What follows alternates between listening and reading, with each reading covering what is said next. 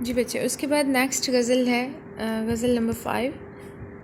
ساکیا میں وہ کہ ماں دردی کشی میں خانائم،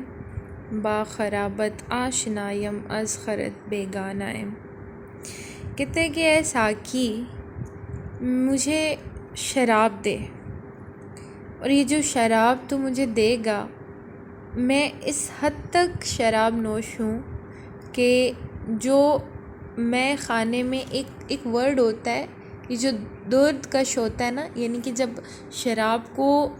پیوریفائی کیا جاتا ہے، یعنی کہ اس کا طریقہ کار کچھ ایسا ہوتا ہے کہ اگر جس چیز کی بھی بنانی ہوتی ہے نا، لائک وائن ہو جاتی ہے تو وہ اس کو کہا جاتا ہے انگور کی شراب ہے، وسکی ہوتی ہے اس میں کچھ اور چیز ہوتی ہے، ونٹیگر ہوتا ہے اس میں تھوڑا اور وہ سٹرس ڈال کے بنائی جاتی ہے، لیکن عام طور پہ جو کامن ہے، اگر ہم صرف وہ جس کو کہا جاتا ہے دیسی شراب اس کی بات کریں، اس میں کیا ہوتا ہے کہ جو فروٹس ہوتے ہیں نا ان کو لے کے اکٹھا کر کے ایک گھڑا ہوتا ہے اس میں ڈال کے مٹی کا، پھر اس کو دبا دیا جاتا ہے، دبایا ایسی جگہ پہ جاتا ہے جہاں پہ یہ ڈیرے وغیرہ ہوتے ہیں نا وہ ہو، اور ایک حد تک یعنی کہ اس کو تھوڑی اندازے سے میئرمنٹ کر کے کہ ہاں یہاں پہ دبا دیتے ہیں، اور اس کو کچھ دن ہوتے ہیں کاؤنٹ کر کے اتنے دن کے لیے اندر رکھا جاتا ہے تاکہ وہ گرمی سے جو فروٹ ہے وہ گلے سڑے، اور پھر وہ اصل میں اٹس اے پوائزن نا، جو شراب ایک قسم کا زہر ہوتا ہے، جب یہ پیتے ہیں تو وہ دماغ پہ اثر کرتی ہے اور انسان جو ہے وہ تھوڑی دیر کے لیے مدہوش ہو جاتا ہے۔ تو کیا ہوتا ہے کہ وہ اس شراب کو پھر نکالا جاتا ہے، پھر چھانا جاتا ہے پن کے نا، اس کو صاف کیا جاتا ہے، اور پھر جب وہ اس میں سے کچھ چیزیں وہ نکل جاتی ہے، جو فروٹ ہوتا ہے اس کی جو باقیات ہیں وہ ختم ہو جاتی ہیں، پھر اس کو دوبارہ ایک اور باریک کپڑا لے کے، کوئی ململ کا موسٹلی لے لیتے ہیں، اس سے چھانا جاتا ہے تاکہ اور باریک ذرات جو ہیں وہ ختم ہو جائیں۔ تو اس سے چھاننے کے باوجود جو کپڑے کے اوپر جو چیز بچ جاتی ہے نا اس کو تلچھٹ کہا جاتا ہے۔ کہتے ہیں کہ اے ساکی شراب ہمیں دے، کیونکہ ہم لوگ تو تلچھٹ جو ہے، یعنی کہ یہ جو پننے کے بعد جو چیز نکلتی ہے اس میں سے، ہم تو اس کو بھی نہیں چھوڑتے، ہم تو اس حد تک کے بلانوش ہیں، اتنی شراب پینے والے ہیں، تو بغیر رکے، بغیر ڈرے، بغیر جھجکے ہمیں زیادہ سے زیادہ شراب پلا دے، کیونکہ ہم تیرے پاس اگر آئے ہیں باخرابت، کہ یہ جو جگہ ہے یہ خرابت کہا جاتا ہے مے خانہ، جہاں پہ شراب نوشی کی جاتی ہے، آشنایم از خرد کہا جاتا ہے عقل کو، بیگانہ یم کہ عقل جو ہے وہ ہم سے بیگانہ ہے، ہم سے بڑی دور ہے، انجان ہے، کیونکہ ہم شرابی ہیں، تو عقل کا ہم سے کیا تعلق۔ اب یہ جو شراب کی بات ہو رہی ہے، یہ جو مے خانے کی بات ہو رہی ہے، یہ اصل میں وہ اپنے محبوب کی بات کر رہا ہے کہ تیری محبت جو ہے نا وہ ہمیں دے، اور اتنی دے، یعنی کہ شراب کی شکل میں مانگ رہا ہے کہ اتنی محبت دے کہ ہم ہوش و حواس گنوا دیں، کیونکہ ہم تو پہلے ہی دیوانے ہو چکے ہیں، تو ہوش سے ہمارا کوئی کام بھی نہیں ہے، تو جتنی تو محبت ہم سے کر سکتا ہے، جتنا تو ہمیں اپنے عشق میں دیوانہ بنا سکتا ہے، تجھے اجازت ہے تو بنا لے۔ خوشتین سوزیم و جاں برسر نہادہ شمع وار،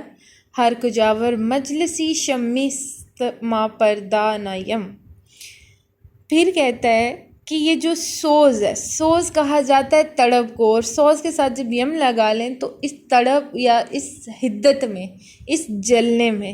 کہتے ہیں کہ جو محبت ہے نا اس میں ہم اپنی جان کو دن رات جلائے چلے جا رہے ہیں، سوزیم و جاں یعنی کہ دل و جاں کو جلا رہے ہیں، برسدہ نہادہ شمع وار، بالکل ایسے جیسے شمع ہوتی ہے نا اور وہ پگھل کے ختم ہو جاتی ہے، ایسے ہی تیرے عشق میں ہم بھی دن رات پگھلتے چلے جا رہے ہیں، ہمیں اپنی ہی ہوش نہیں ہے کہ ہم کیا کر رہے ہیں۔ ہر کجاور مجلسی، یا پھر کہتے ہیں کہ ایک مجلس ہے جس میں شمع، کیونکہ یہ جس ٹائم کی بات ہے نا، ابھی تو خیر لائٹس ہیں نا، ابھی وہ دیے وہ شمع وہ کنسیپٹ نہیں رہا، لیکن پہلے جب یہ لائٹ وغیرہ نہیں ہوتی تھی یا اتنی زیادہ ایڈوانسمنٹ نہیں تھی اس ٹائم میں، پھر کیا ہوتا تھا کہ لوگ اس طرح دیے جلایا کرتے تھے، یا شمع جو ہے وہ جلا کے رکھا کرتے تھے۔ تو کہتے ہیں کہ مجلس جیسے ہوتی ہے نا، مجلس کیا ہے، جب کچھ لوگ مل کے بیٹھے ہوتے ہیں، تو کہتے ہیں کہ جب کچھ لوگ مل کے بیٹھے ہوتے ہیں، شمع جلائی جاتی ہے، اور پھر اس میں کیا ہوتا ہے، ست ماں پروانہ کہ وہاں پہ جب پروانہ آتا ہے، یعنی کہ شمع جب اب جلا دیتے ہیں نا تو رات کے وقت میں رکھ دیں کہیں پہ جلا کے، تو کہیں اب ویسے آپ کو نظر نہیں کوئی آ رہا ہوگا وہاں پہ انسیکٹ، لیکن تھوڑی دیر بعد آپ دیکھیں گے کہ پروانے کہیں نہ کہیں سے ضرور آ جائیں گے اور آ کے پھر کیا کریں گے کہ اپنے پروں کو جلا لیں گے، اتنا دیوانہ وار اس شمع کی طرف بھاگتے ہیں۔ تو یہ محبت کی شدت، محبت کی تڑپ کو جب ظاہر کرنا ہوتا ہے نا، تب یہ شمع اور پروانہ کی مثال دی جاتی ہے۔ کہتے ہیں جسے پروانہ ہے نا، اسے پتہ ہے کہ اس کی جان چلی جائے گی، اور جب اس کے پر جلتے ہیں، بار بار شمع سے وہ جا کے ٹکراتا ہے، اس کو تکلیف ہوتی ہے، تو اس تکلیف میں بھی وہ کتنا مزہ لیتا ہے کہ وہ بار بار اس کے ساتھ ٹکراتا ہے، ٹکراتے ٹکراتے آخر کار اپنی جان سے ہاتھ دھو بیٹھتا ہے۔ تو شمع کیا کرتی ہے، وہ بھی ایسے ہی پگھلتے پگھلتے پروانے کو جلاتے ہوئے خود بھی پگھل کے ختم ہو جاتی ہے۔ تو ایک لازوال محبت ہے ان دونوں کی۔ تو کہتا ہے کہ تو اپنے محبوب کو کہہ رہا ہے کہ تو شمع ہے، تو ہم بھی پروانے کی طرح تیرے ارد گرد آ رہے ہیں اور تیرے ساتھ ہی کیا کریں گے، ساری زندگی گزاریں گے۔ اور ایسے جیسے پروانہ تڑپتا بھی ہے، لیکن پھر بھی اس کا جو عشق ہے وہ تکلیف جو ہے وہ روک نہیں سکتی اس کے عشق کو۔ تو پھر ہم بھی ایسے ہی تکلیف بھی سہیں گے تیری محبت میں، کہ ہمیں پتہ ہے تیری محبت میں تکلیف کے سوا ہمیں کچھ نہیں ملنے والا، لیکن پھر بھی ہم اس پروانے کی طرح مجبور ہیں جو شمع سے دور نہیں رہ سکتا، حالانکہ وہ جانتا ہے کہ اس میں اس کی جان چلی جائے گی۔ اہل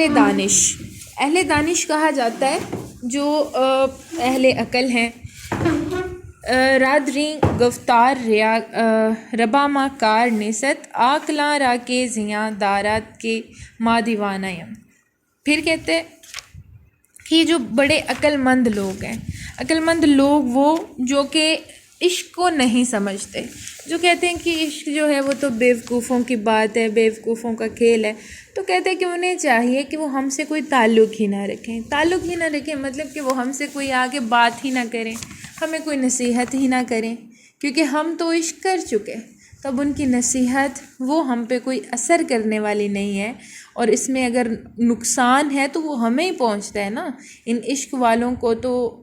یہ جو عقل والے ہیں، ان کو تو اس سے کوئی فرق نہیں پڑنا چاہیے کہ ہمارے ساتھ اچھا ہوگا برا ہوگا، کہ یہ جتنے بھی لوگ آ رہے ہیں وہ ہمیں ڈرا رہے ہیں، ہمیں بتا رہے ہیں کہ اس راستے پہ چلنا بڑا خطرناک ہے، بڑا دشوار ہے، تمہاری زندگی دشوار ہو جائے گی، جینا مشکل ہو جائے گا، تو کہتے ہیں کہ نہیں، انہیں چاہیے کہ وہ اپنے کام سے کام رکھیں اور ہمیں اپنا کام کرنے دیں، کیونکہ اب ہم اس مقام پہ پہنچ چکے ہیں کہ یہاں سے واپس لوٹنا